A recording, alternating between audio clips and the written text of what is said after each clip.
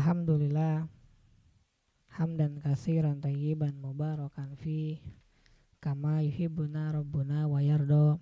Asyhadu an la ilaha illallah wahdahu la syarikalah wa asyhadu anna Muhammadan abduhu wa rasuluhu alladzi la nabiyya ba'da, amma ba'du. Kita lanjutkan pembacaan Taisir Karimir Rahman fi Tafsir Kalamil Mannan yang ditulis oleh Syekh Abdurrahman bin Nasir As-Sa'di. Masuk kita pada tafsir Quran surat Toha ayat yang ke-105 sampai dengan 112. Ayat 105, A'udzubillahi minasyaitonirrajim. Wa yas'alunaka 'anil jibal faqul yansifuha rabbi nasfa. Dan mereka bertanya kepadamu tentang gunung-gunung, maka katakanlah Robku akan menghancurkannya di hari kiamat sehancur-hancurnya. Ayat yang ke-106, fayadaruha qa'an safsafa.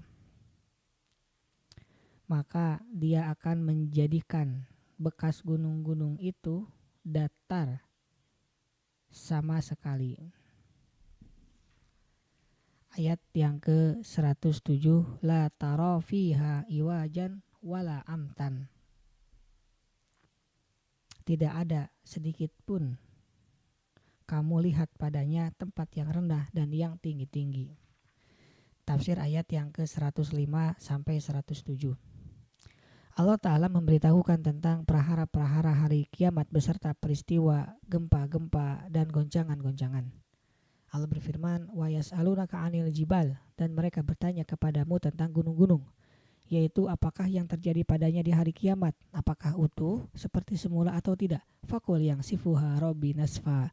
Maka katakanlah, Robku akan menghancurkannya di hari kiamat sehancur-hancurnya. Maksudnya melenyapkan dan mencabutnya dari tempat-tempatnya sehingga ibarat bulu dan pasir-pasir. Kemudian Allah menumbuknya dan menjadikannya sebagai debu-debu yang berterbangan.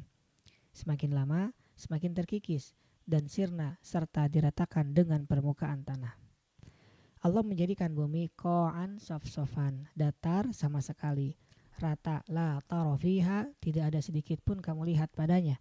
Wahai orang yang melihat, iwajan, tempat yang rendah, ini bagian dari kesempurnaan datarnya bumi, wala amtan, dan yang tinggi-tinggi, maksudnya tidak ada lembah-lembah, tempat-tempat yang rendah atau tinggi-tinggi. Maka permukaan bumi menjadi nampak dan luasnya memadai bagi seluruh umat manusia. Allah membentangkannya sejauh permukaannya. Maka mereka pun berada di satu tempat, dapat didengar oleh orang yang menyeru dan terlihat oleh pandangan. Ayat yang ke-108. Yauma yattabi'una ad-da'iya la iwajalah wa khasa'atil aswat lirahmani fala tasma'u illa khamsha. Pada hari itu, manusia mengikuti menuju pada suara penyeru dengan tidak berbelok-belok dan merendahkan semua suara kepada Zat yang Maha Pemurah, maka kamu tidak mendengar kecuali bisikan saja. Ayat 109, Yauma idzin la tanfa'us syafa'atu illa man adina lahu rahmanu wa radiya lahu qaulan. Pada hari itu tidak berguna syafaat kecuali syafaat orang yang Allah Maha Pemurah telah memberi izin kepadanya dan dia telah meridhoi perkataannya. Tafsir ayat yang ke-108 sampai 110. Oleh sebab itu Allah berfirman, yauma idzin yattabi'una da'iya. Pada hari itu manusia mengikuti menuju kepada suara penyeru. Hal itu terjadi saat umat manusia dibangkitkan dari kubur-kubur mereka dan berdiri darinya. Lalu ada penyeru yang memanggil mereka untuk datang dan berkumpul di mahsyar. Mereka mengikutinya dengan bergegas menuju kepadanya, tidak menoleh ke arah lain dan tidak berbelok ke kanan maupun ke kiri. Firman Allah, la iwajalah, dengan tidak berbelok-belok, tidak memiringkan diri dari panggilan penyeru. Seruan penyeru itu betul-betul benar bagi seluruh makhluk, memperdengarkan seruan kepada semuanya dan berteriak kepada mereka semua. Mereka pun datang menuju tempat pengadilan kiamat dengan suara yang merendah kepada Rabb yang Maha Pemurah. fala tasma'u illa hamsan, maka tidak mendengar kecuali bisikan saja, selain suara pijakan kaki-kaki atau bisikan-bisikan dengan lirih dengan menggerakkan dua bibirnya saja. Suasana hening, tenang, dan diam menguasai mereka untuk menunggu keputusan hukum Allah yang Maha Pemurah bagi mereka. Wajah-wajah mereka menunduk, maksudnya hina dan merunduk. Engkau menyaksikan di tempat pengadilan yang agung ini orang-orang kaya, orang-orang miskin, kaum lelaki, kaum wanita, orang-orang merdeka, budak-budak, raja-raja, dan rakyat jelata dalam keadaan diam, tutup mulut, pandangan mereka merendah, leher-leher mereka menunduk dengan berlutut, dan wajah-wajah mereka hina. Mereka tidak mengetahui keputusan pasti yang mengenainya, tidak tahu apa yang akan diperbuat pada mereka. Setiap orang sibuk dengan diri dan urusannya sendiri, merupakan ayahnya, saudara kandungnya, kawan akrabnya, dan orang kecintaannya. Masing-masing orang memiliki urusan yang menyibukkannya. Saat itulah Zat yang memutuskan lagi Maha Adil yang Maha memiliki hari kiamat menetapkan keputusan padanya dan membalasi orang yang berbuat baik dengan curahan kebaikan darinya, dan orang yang berbuat buruk dengan menghalanginya dari rahmatnya. Harapan yang terpancang pada Rob yang Maha Mulia, Maha Pengasih lagi Maha Penyayang adalah untuk memperlihatkan kepada para makhluk sebagian dari keutamaan, kebaikan, maaf, toleransi, dan ampunan yang tidak bisa diungkapkan oleh lisan-lisan dan tidak dapat diimajinasikan oleh akal pikiran. Semua makhluk ketika itu menunggu-nunggu rahmatnya ketika menyaksikannya. Orang-orang yang beriman kepadanya dan kepada para rasulnya mendapatkan rahmatnya secara khusus. Jika dikatakan, dari manakah kalian mendapatkan harapan ini? Jika engkau mau, katakanlah, dari manakah pengetahuan kalian tentang ini?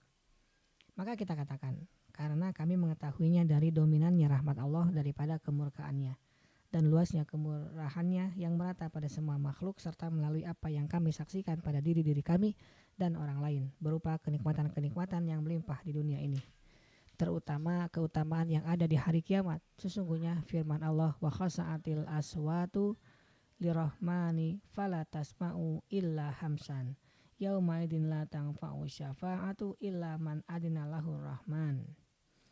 Dan semua suara tunduk merendah kepada Rabb yang Maha Pengasih, sehingga yang kamu dengar hanyalah bisik-bisik.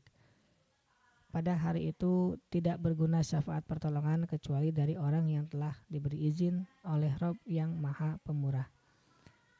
Dipadukan dengan firman Allah, al-mulku yaumaidil haqqul rahman. Kerajaan yang hak pada hari itu adalah kepunyaan Zat yang Maha Pemurah. Al-Furqan ayat 26. Dipadukan dengan sabda Nabi SAW, inna lillahi mi'ata rahmah anzala libadahi rahmatan biha yatarahhamuna wa yata'adafun hatta innal bahimati tarafa'uha firoha an waladiha khasyata an tata'ah. Sesungguhnya Allah memiliki 100 buah rahmat. Dia menurunkan satu rahmat bagi para hambanya. Dengan itu mereka saling menyayangi dan mengasihi. Bahkan seekor binatang mengangkat telapak kakinya dari anaknya lantaran takut akan menginjaknya. Sahih Al-Bukhari dan Muslim dari sahabat Abu Hurairah.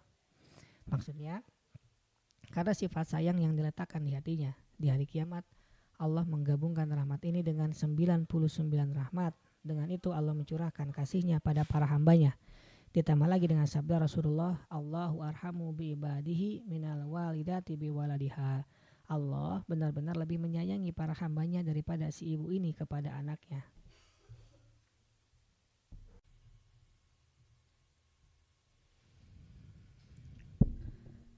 Maka katakanlah, terserah kamu tentang berapa besarnya rahmat Allah. Sesungguhnya rahmatnya akan lebih besar dari apa yang engkau katakan. Dan imajinasikanlah rahmat Allah pada level yang lebih besar sekehendakmu. Sesungguhnya rahmat Allah lebih besar dari apa yang engkau sampaikan. Maha suci Allah yang mencurahkan rahmatnya dalam sifat keadilan dan penerapan hukumannya, sebagaimana dia merahmati dalam bentuk keutamaan, kebaikan, dan pahalanya. Dan maha tinggi Allah Zat yang rahmatnya melingkupi segala sesuatu, kemurahannya merata pada setiap makhluk hidup, dan Zat yang maha kaya tiada membutuhkan para hambanya. Maha penyayang kepada para hambanya. Mereka itu membutuhkannya selama-lamanya dalam seluruh kondisi mereka. Tidak mungkin mereka mengesampingkannya dalam sekejap mata.